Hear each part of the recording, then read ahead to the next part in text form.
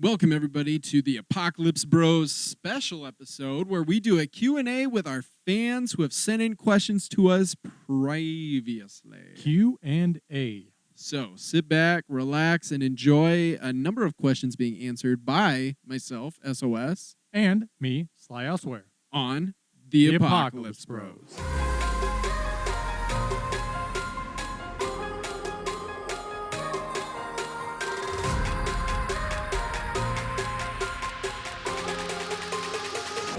And we're back.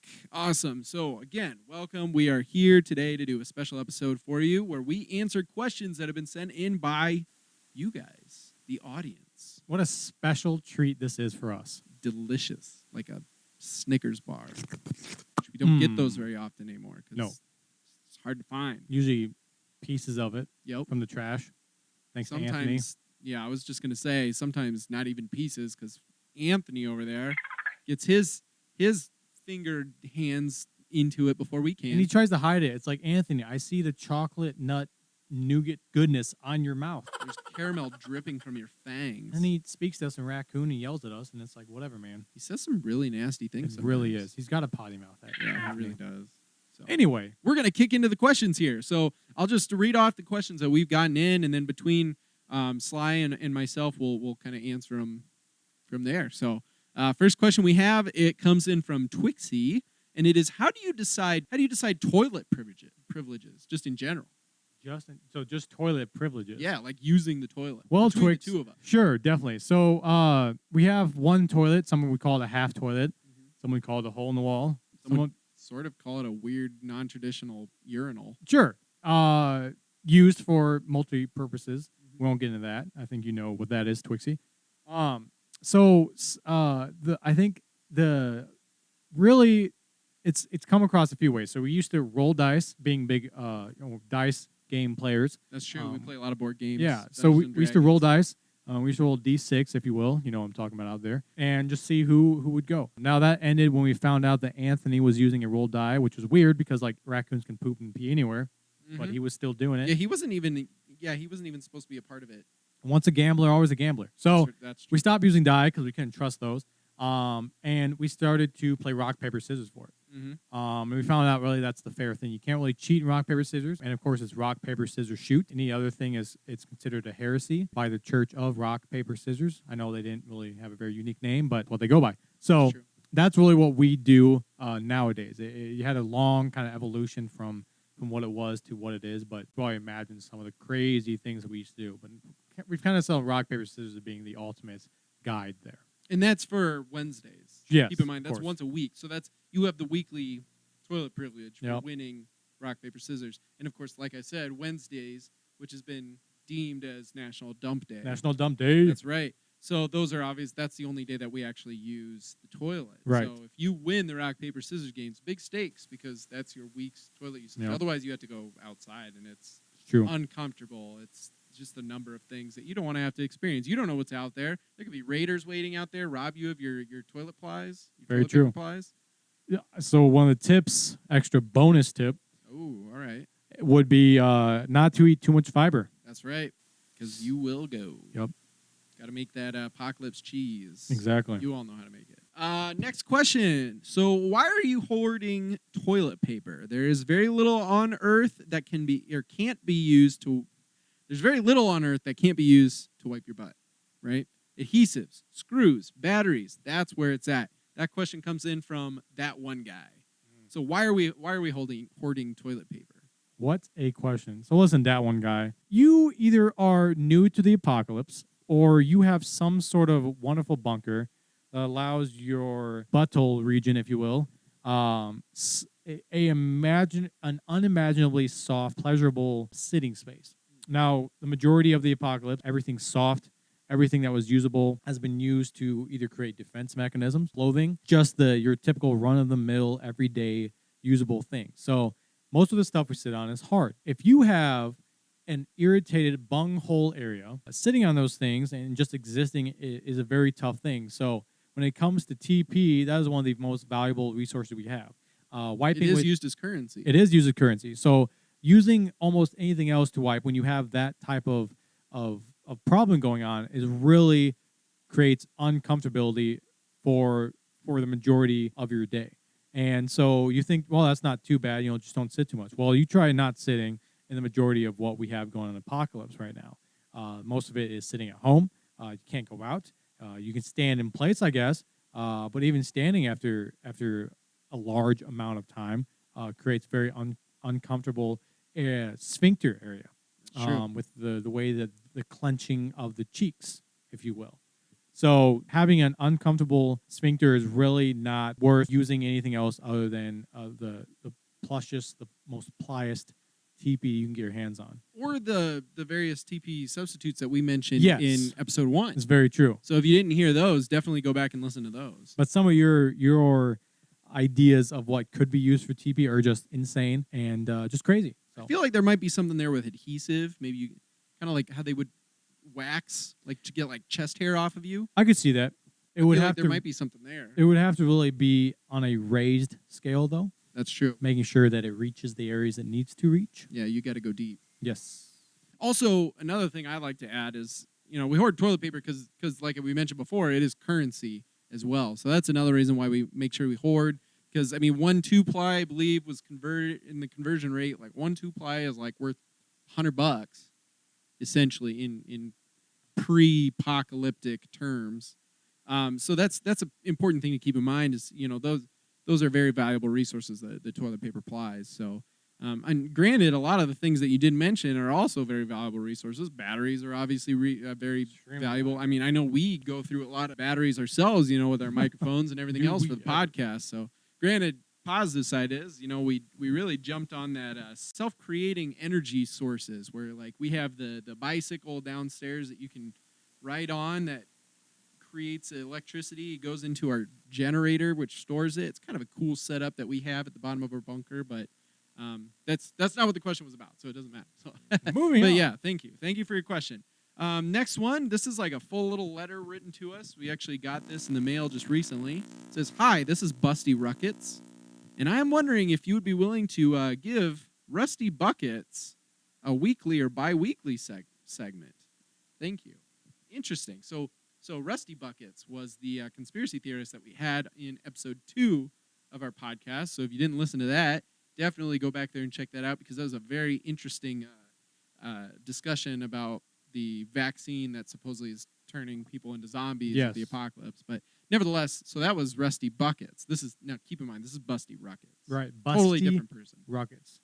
Totally different person. Completely different. Absolutely. Now, and he's asking if we could give Rusty Buckets. He or she. Or she, that's true. We don't know. He or she. It is Busty Ruckets. So I assume it's we understand now we have a lot of fan mail that got to us by accident or on purpose. Not sure. Horses dropped it.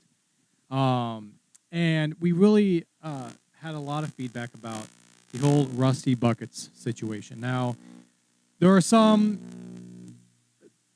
we could say argumentable theories about what happened maybe at the end of that interview last week.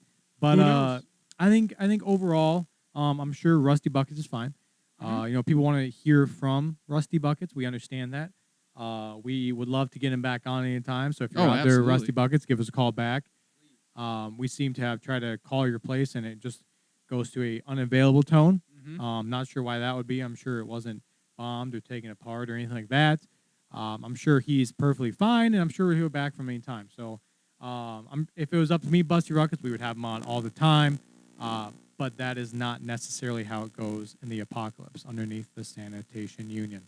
You never know who's going to, just keel over and die one day, right? Who's going to get, whatever, and get bit by a zombie or eaten by a zombie or killed by raiders or, die from dysentery. Who knows? Anything can happen. It's like the Oregon Trail out here. Basically. And so, like my friend and co-host over here, Sly, said, we'd love to have him on all the time. In fact, it'd be kind of fun to have his own little chunk of the show where it's, what's the new conspiracy? What's the gossip from Rusty Buckets?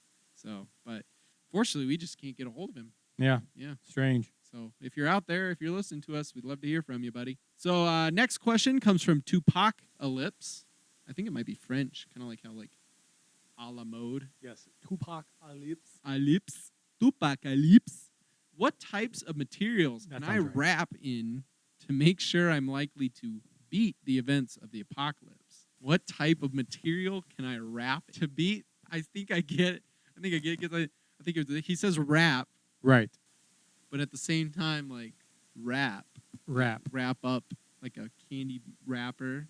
So I think I'm going to answer this in the best way that I can. I believe in you. When it comes to wrapping, we have little need for it. The Sanitation Union has deemed arts such as wrapping, both kinds, Spitting some sick rhymes, or just wrapping gifts, as a non-essential need. So when it comes to any of the arts, they have deemed it as a need. Art galleries have been turned into toilet paper museums. That is the only art that we deem necessary. Some of the most valuable paintings in there are TP and Me by Me and TP. A lot of watercolors. A lot of watercolors on toilet paper. Cool. So very valuable stuff under probably the most highest security that I have seen in any place. Very gorilla looking. Yes, very true. So I would recommend probably staying away from any of the wrapping. Now, as far as beating the apocalypse, the wordplay there, I must say, is quite high. It's very clever. But in order, you can't beat the apocalypse. The only way to beat the apocalypse is to become one with the apocalypse, to join the apocalypse, to accept it. The apocalypse. Be yes. the apocalypse. Be at the apocalypse. You could grow beets. You during could. The apocalypse. That's actually a really good idea. It is. I personally think they're disgusting. That's me personally. But nutritiously speaking, very good idea. If you need an energy boost, nothing like a beet smoothie. Let me tell you. That's right. It's disgusting. It's my morning routine. But you know what? It gets you going. Anthony won't eat them. I'm trying to get him on a yeah, self-kick. no. That's like the one thing Anthony never goes near is beets. It's the weirdest thing. Eats trash, won't eat beets. He'll eat non-edible items. He will eat, speaking of wrappers, he will eat wrappers. Literally. He will not eat beets. Like Dr. Dre, dead. Anthony killed him. Now, ate his soul. He has eaten Beats by Dr. Dre. It's like true. Headphones. He's eaten. I've seen him eat those. I mean, just tonight I had to borrow somebody else's headphones because mine were eaten by Anthony. Yeah, it's true. I that's a very good point. What are you gonna do? I don't know. So and going back to rapping, like with a W, like that kind of rapping. Right. Yeah. Just in case.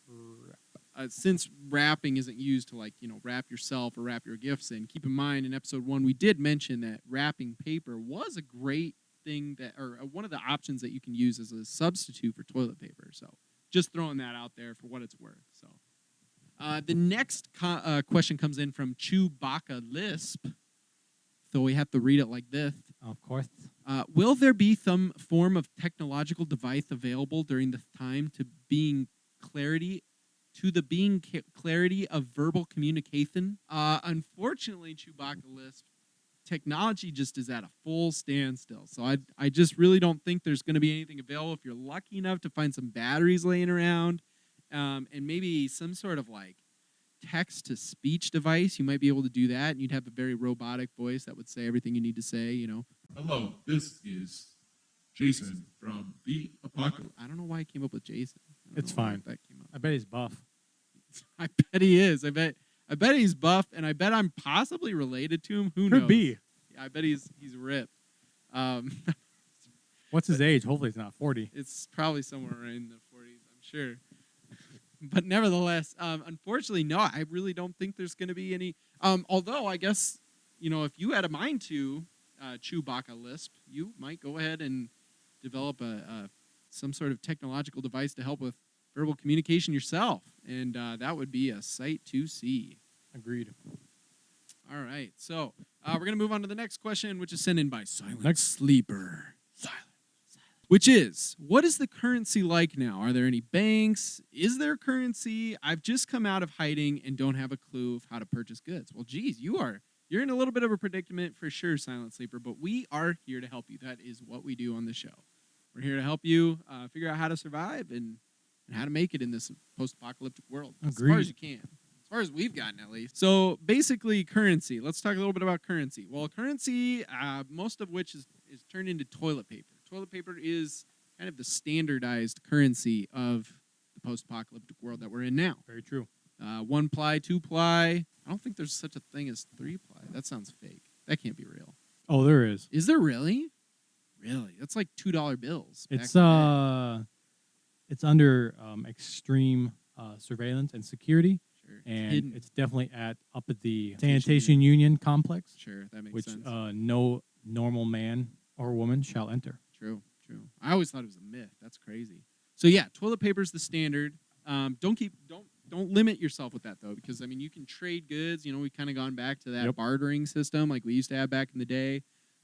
Trade whatever you've got. You know, some things are going to be worth more than others. It's kind of a common sense type deal.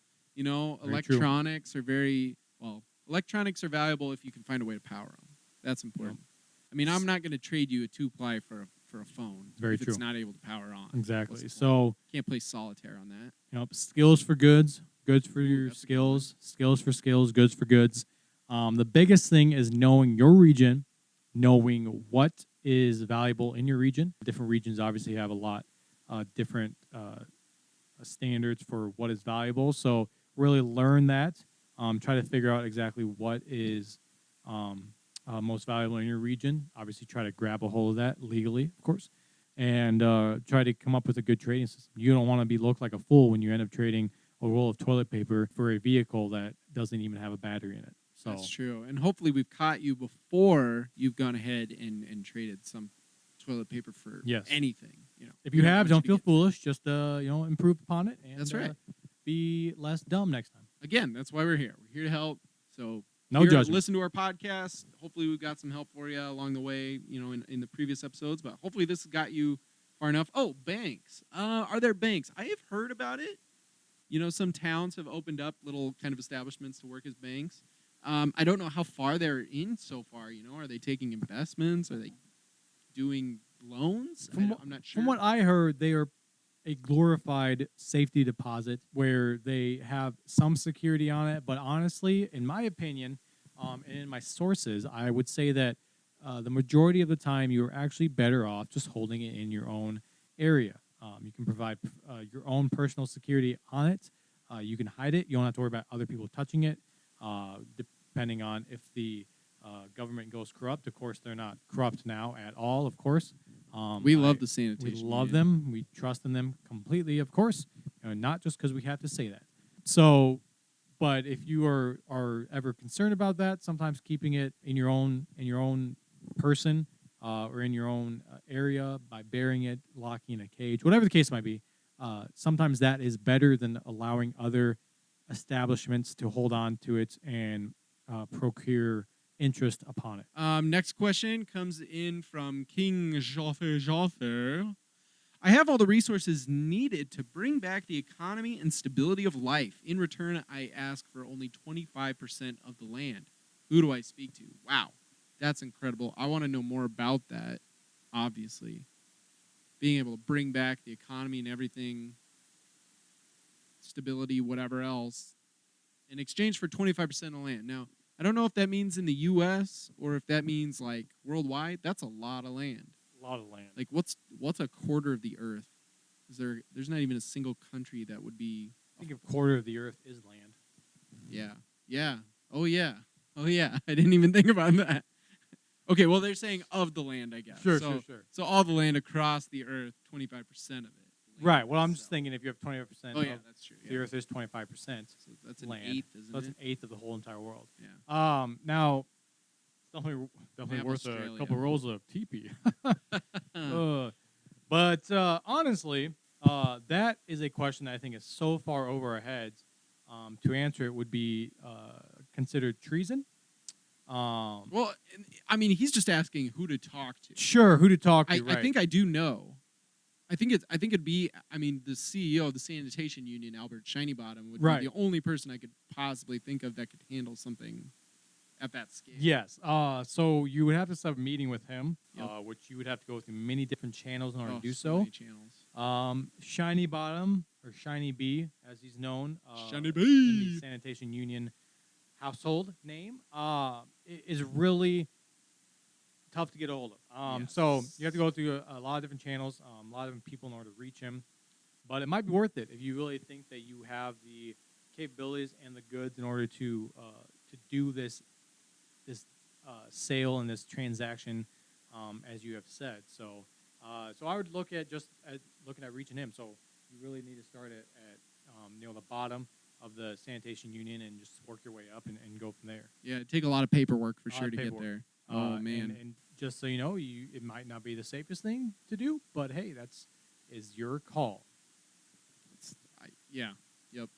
Just talk to Albert. Well, if you can get to Albert Shiny Bottom, I'm sure you can. Honestly, if you can get to Albert Shiny Bottom, you're doing pretty well for yourself. Yeah, That'd be I've never impressive. even seen him. Never seen him. No. We work directly under them. More or So, less, yeah. more or less. We're almost like the spokespeople of the Sanitation Union in a way. Good point.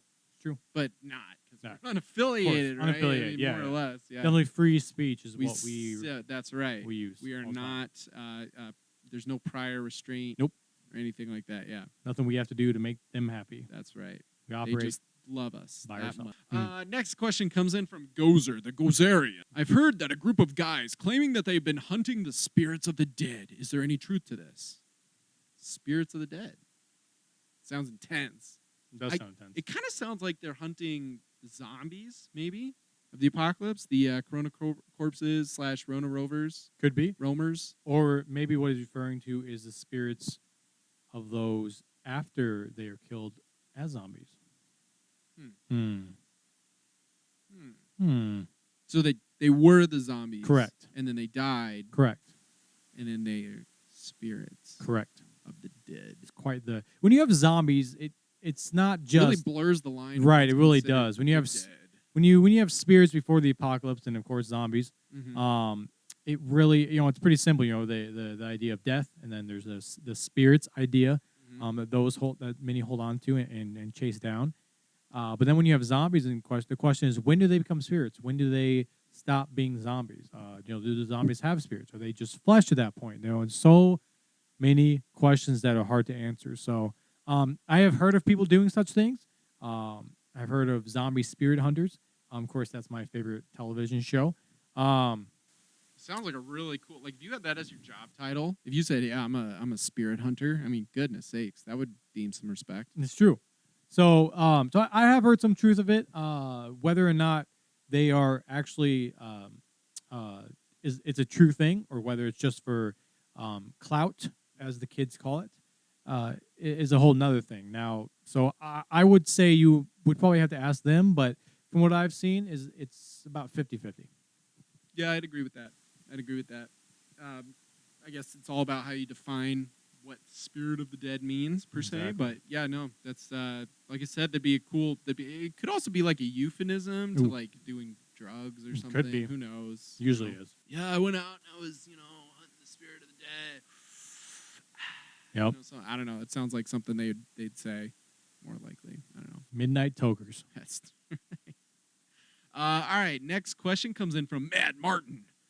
Just wondering what sort of security system you'd suggest to protect my toilet paper in these trying times. Any particular security system you'd recommend? Ooh, that's a really good question. That is. That's a great question. Mad Martin. Now, that Mad name rings a bell. Mad Martin.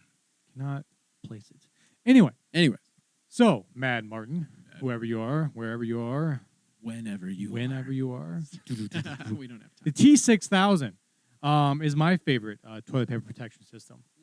Anyone who tries to use it, anyone who tries to steal it, is met with a slap in the face by a robotic arm. That's right. And then they are also held in place so they can take a selfie and be put on any of the social media devices as an embarrassment tool for trying to steal TP and use TP. Now, if they're in the use of TP, that creates even a more embarrassing picture. So it's not really dealt with in a matter of going to jail for breaking in or being beaten or anything like that, but it's the embarrassment of it, which sometimes when it comes to the apocalypse is actually worse. You ever try to get in to a non-traditional religion, the getting into it is much tougher if the background check comes back as a TP thief. So just remember that before you try to steal anyone's TP. That's true. And it gets put onto your ID that the Sanitation Union usually dishes out. There's certain things you can't do until you get that ID. And if you have a criminal record of being a TP thief, that's going to get registered to you. You're going to be a registered TP offender. No TP for thee. That's right. My personal favorite is the TP30. It's a bot that simply just kind of guards your toilet paper and notifies you. It can speak in different languages. It's kind of a robotic unit. Sure. It speaks a lot of different languages, which is really beneficial because say somebody comes up and maybe they don't realize that that's your TP. And if you were to rush out there and start yelling at them and they don't understand you, you're going to get in a really awkward situation where you're trying to convey that don't touch this is my TP, and they're trying to convey I want this TP. It's just sitting out in the open, which if you're leaving your TP out in the open, you've got a problem in and of itself. Sounds like entrapment. Exactly. That's a good point. I didn't think about that. Maybe there's some way we could use that to get guest stars. Ooh. Anthony, write that down. Yep. All right. So TP30 speaks lots of different languages, can help kind of bridge that language gap because I know a lot of tribes have their own dialects nowadays. My goodness, and it so can be many. kind of very difficult to understand each other. Yeah. So I think he's kind of a beneficial in maintaining kind of a non-violent security system in a sense, I guess would be the best way to put it. So. Very true. All right. And finally, we come down to our last question that we have for the day. It's an anonymous question. From Anon. if you will. Anon Illis. And the question is, after the apocalypse, will people realize... This is kind of a deep question, actually, in this part. After the apocalypse, will people realize they're not naturally good and we must work on being humble, honest, loving, caring, etc.? It is a very intense, kind of serious question. So for thousands of years now, Thousands. there have been... Oh, actually, I take it back. That's not our last question. Oh. I do have one other one that just came in. So came in. Apologies. I will. Hot off the press. Let's get this question answered, and then Literally hot off the press. Anthony's burning my skin with it. Yeah, he's stop. What do you do? We have a dysfunctional printer that prints things off, and sometimes it starts on fire. Sometimes. And Anthony likes the warmth, and he thinks we like it too, so much that he puts fire on our faces. Yeah, it hurts. But you gotta love him. So to answer the second to last question, that didn't just come in. What was the question again? So yeah, basically they're asking, after all this apocalypse stuff is over, which that's kind of a question as an, Are we going to realize? We're going to realize that we're not naturally good, and we got to work on ourselves and being, honest and humble and loving and caring, etc. I think for thousands of years, the human condition has been one of thinking it is naturally good. It's always thought that we can just figure things out, that we can just make the best of bad situations. Yeah, come together. And then we see the apocalypse, and we know that is not true. So we've seen things where it seems like, oh, look at this. They're doing this for their communities. Oh, people are naturally good. But overall, the larger picture, we see that that's actually not true either. So we have got to understand that most likely for probably a few years, we'll see this thing that everyone understands, okay, we really have got to work hard on this. And then all of a sudden, it's going to drop off, and we're just going to end up back where we were at. So I would not expect any long game changes when it comes to working on the human condition. It's true. I can agree with that. Yeah, I feel like for a time we're going to be good. We're going to be positive. We're going to be helping each other. Build things up. But then I feel like we're going to kind of fall back into our own ways. Oh yeah, we'll be bad. That's a summary. We'll be real bad. We'll get real bad. All right, another one. Like I said, this one just came in hot off the press. It is a little letter sent to us. We actually just had it delivered by our friend who works in the mail. He's also male, and he works in the mail. He's a male. He's a mailman. Not to confuse the female man. That's right. The female. The female mailman. Male, female, male. The fail man. Fail man. Bill the fail, feel mailman. The letter says, Dear Apocalypse Bros, if my neighbor is super annoying, is it okay to just kill him and take his stuff? Or do I have to be polite and pretend to be interested in his insane blathering like everything is normal? I mean, he has some cool movie memorabilia that I kind of covet. And this is from Apocalypticia Murderosa. Is Hispanic or something? Yes. I don't know. That's beautiful. Apocalypticia Murderosa. There we go. Muy bonita nombre. Yeah. Absolutely. So, yeah, is it okay to kill his or her neighbor, get their movie memorabilia stuff? So, is it okay in the legal sense? Is it okay in the ethical sense? Both the questions you're going to have to answer. So, legal sense. You're going to have Step number one. Step number one when it comes to legal sense. Where do you live? Do you live outside the city limits? Legality outside the city limits is questionable at best. outside the jurisdiction of the Sanitation Sanitation Union per se. So which seems to be ever farther reaching. Yep. So ever increasing. The shadow where we don't go is slowly decreasing Yes. to the sunshine that is the beauty of the Yes. Sanitation Which is, Union. of course, only good and nothing bad. That's right. Can come from that. So if you live outside of those jurisdiction, really the legality comes down to you and the townfolk. Yeah. Do the townfolk agree with you? Was he that annoying? Or tribe or whatever Right. you live within. And so the townfolk and the tribe might have to agree if this happens, who gets the memorabilia? What is the value of it? Is it something that really just means much to you that you get to hold on to, but then maybe you have to trade with somebody else? There's so many questions that you're going to have to talk about with your tribe, with your non-traditional religion, if you're a part of one, and then also with any surrounding people in the area.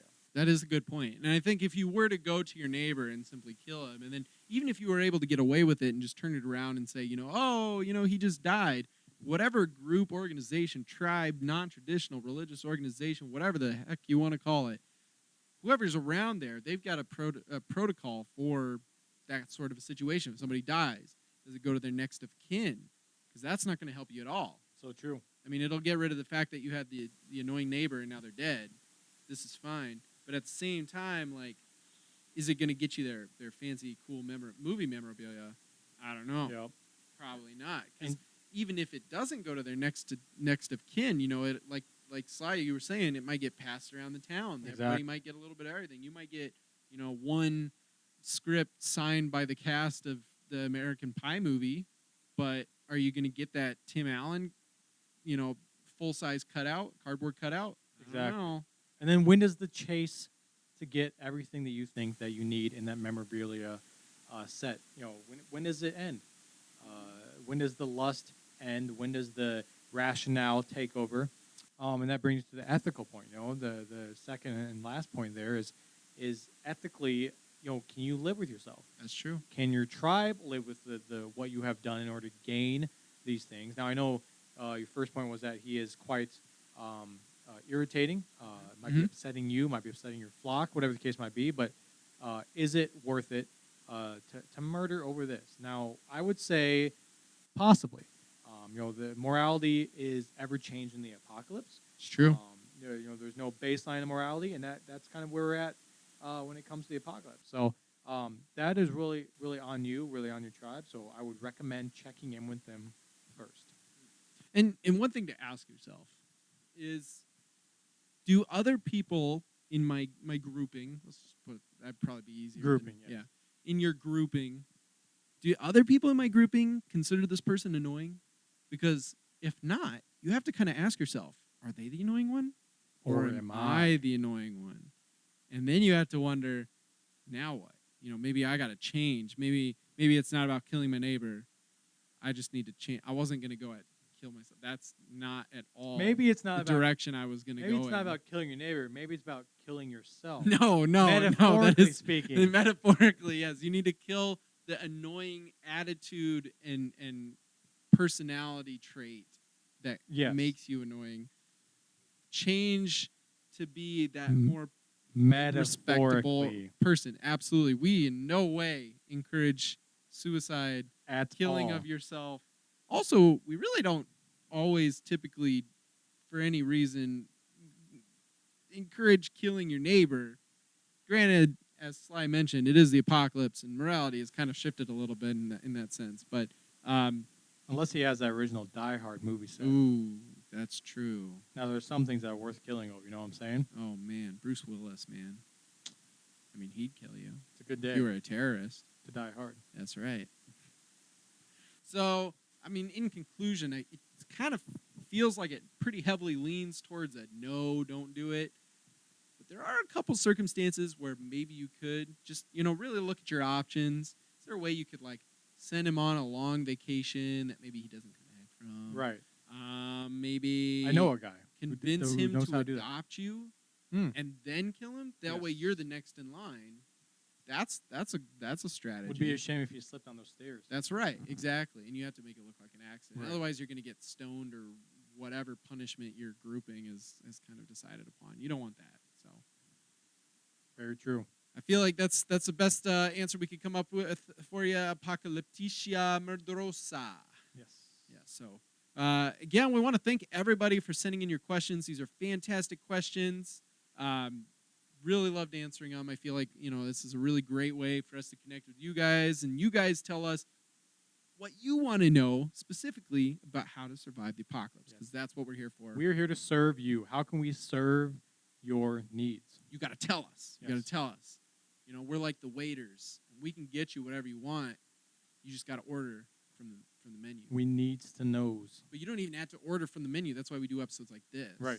This is like off the menu. You create the menu. Yes, exactly. You tell us, you're like, man, I don't see that you guys got an apple truffle souffle, but I want an apple truffle. Right. Is that a real thing?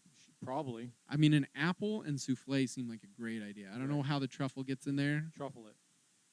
Hopefully it's not too much truffle to put together. Yeah. They liked it, okay? I'm sure. Ratings went up. So yeah, no, we are your waiters, and just tell us what it is you want, and we're gonna get it for you. So hit us up in the comments if you got other questions, if you got other topics you'd like us to talk about for our Apocalypse Bros podcast, and we'd be happy to jump on that if time allows and if episodes allowed. I'm sure we can get to it eventually. So For every Q you have, we have an A. we got the A for Apocalypse Bros. We're Apocalypse Bros. So, again, thank you all for listening. Don't forget to hit that subscribe. Don't forget to hit that follow. Whatever you're going through to listen to this podcast, hit that button there so you can get all the new stories, the new tips, the new whatever else the Apocalypse Bros are throwing your way. And we'll see you guys next time on the Apocalypse Bros.